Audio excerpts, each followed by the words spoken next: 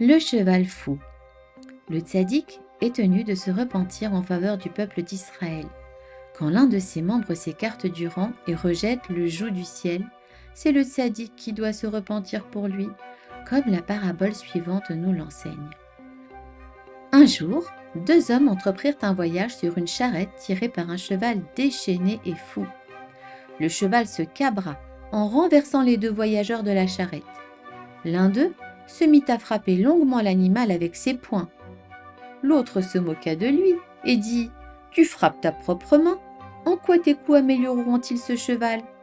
Il suffit d'utiliser un fouet avec lequel on frappe les chevaux. » C'est ce qu'il fit. Il se mit à fouetter le cheval. L'animal se cabra et se mit à galoper éperdument. Il tira si vite la charrette qu'il les fit tomber dans la vase et se sauva.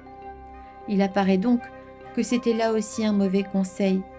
On leur recommanda d'agir autrement, de prendre une bonne corde et d'attacher le cheval à un arbre, puis de le frapper à maintes reprises afin de le dresser.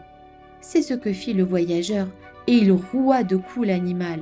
Mais il se fatigua et se rendit compte que ce conseil non plus n'était pas bon, car le cheval ne valait pas toutes les contrariétés et tous les efforts entraînés par ces séances de dressage.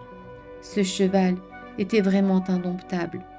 La seule chose qui restait à faire était de prendre un fusil et de le tuer.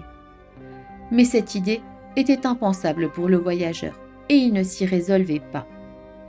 Lorsqu'une personne sort du droit chemin et ne se conduit pas comme il le faudrait, il est difficile de savoir quelle mesure prendre à son égard. Il aurait été possible de la punir directement, par l'intermédiaire d'un envoyé ou d'une autre manière. Cependant, toutes les sanctions affectent également le tzaddik lui-même, comme nous le trouvons à propos de Hachem Itbarach. Lorsqu'une personne subit une épreuve, à Dieu ne plaise, il en souffre. Il en est de même pour le tzaddik, car la punition infligée à l'un touche aussi le tzaddik lui-même.